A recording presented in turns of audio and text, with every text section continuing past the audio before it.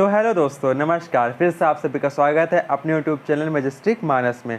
देखिए, आज हम आपको बीबीडी की एक और वीडियो लेके आए जिसमें हम आपको बीबीडी की और जानकारियां बताने जा रहे हैं। और इतना ही नहीं, अगर आप में से नए यूज़र हो, नए कमेंट कर रहे हो वीडियोस पे कुछ कोर्सेज़ के बारे में वगैरह वगैरह, तो आप इन कमेंट्स करने से पहले जाइए हमारे चैनल पर लगभग 7 से 8 वीडियो पड़ी हैं बीबीडी की, वो पहले सारी देखिए जाके, तो आपके कुछ डाउट्स तो वहीं पे क्लियर हो जाएंगे।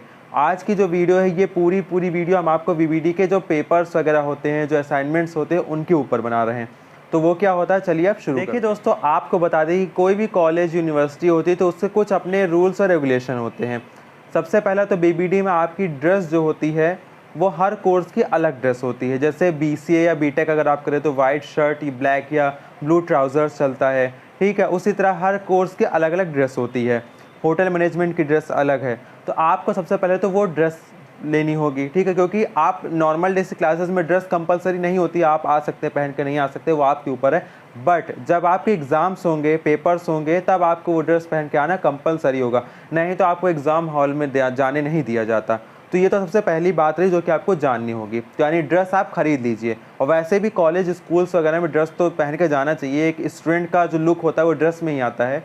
अब आते हैं हम लोग नेक्स्ट बात पे, जो हमारी है पेपर्स के बारे में। तो आपको बता दें कि बीबीडी में आपके सेशनल्स होते हैं। सेशनल्स को आप इससे समझ सकते हैं कि जैसे आपके पीरियोडिक टेस्ट स्कूल्स में होते थे, तो वही आपके सेशनल होते हैं।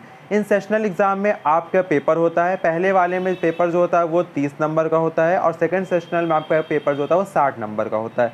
तो वो आप पेपर अपना पास करिए। अब एग्ज़ाम्स जैसे भी आप पढ़ के जो भी करते हैं उस तरह से पेपर पास करिए। और उसके सेशनल जैसे ही आप देंगे तो सेकेंड सेशनल के जस्ट बाद 1-2 दिन का पॉज देने के बाद आपके सेमेस्टर एग्ज़ाम शुरू हो जाते हैं, तो वो आपको देना होता है। तो ये तो थे यहाँ के एग्ज़ाम्स के बारे में।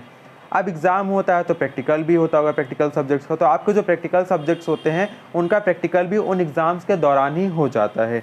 और 3 प्रैक्टिकल भी होते हैं, फर्स्ट सेशनल का, सेकेंड सेशनल का और सेमेस्टर का। सेमेस्टर का जो प्रैक्टिकल होता है वो सेमेस्टर के एग्ज़ाम्स के होने के बाद कुछ दिन बाद डेट शीट आती तो उसमें होता है। ये तो थे एग्ज़ाम्स के बारे में।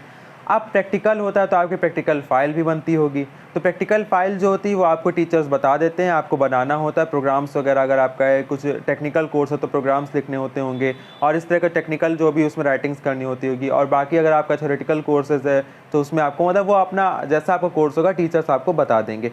तो असाइनमेंट उसको कहते हैं, असाइनमेंट या प्रैक्टिकल फ़ाइल वो आपकी बनती है। जो प्रैक्टिकल सब्जेक्ट्स होते हैं उनके प्रैक्टिकल फ़ाइल, असाइनमेंट दोनों बनता है, और जो थ्योरेटिकल सब्जेक्ट्स होते हैं उनकी केवल असाइनमेंट फ़ाइल बनती है। तो ये जो था यहाँ पे एग्ज़ाम के बारे में आपको बताना कैसे होता है।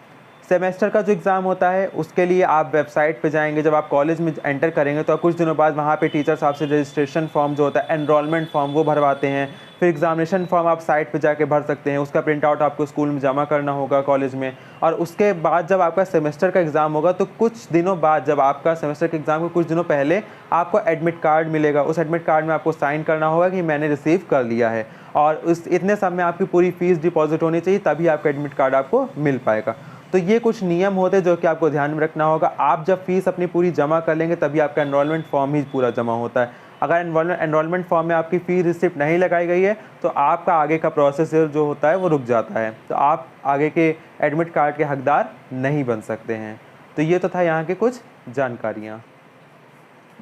अब आपको बताने जा रहे हैं हम बीबीडी के बारे में कि देखिए बीबीडी में आपकी टाइमिंग्स क्या रहेंगी स्कूल की, कॉलेज की। तो सुबह 9 बजे से शाम के 5 बजे तक आपका ये जो बीबीडी यूनिवर्सिटी ये चलती, क्लासेस चलती हैं।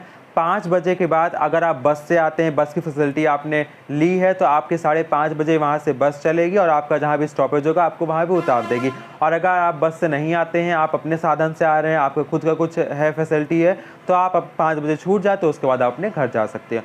तो ये होती थी ट्रांसपोर्ट फैसिलिटी के बारे में।